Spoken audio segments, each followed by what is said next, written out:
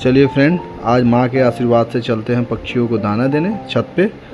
देखते हैं माँ के आशीर्वाद से पक्षी आती हैं कि नहीं। ये है मेरी छोटी सी गुड़िया।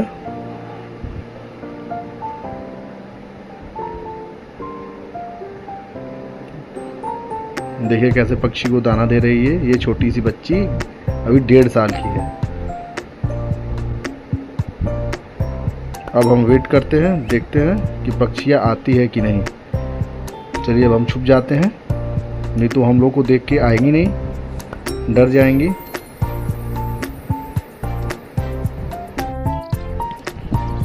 वाह, देखिए फ्रेंड, देख सकते हैं आप यहाँ माँ के आशीर्वाद से पक्षियों का आना स्टार्ट हो चुका है। जय माँ काली।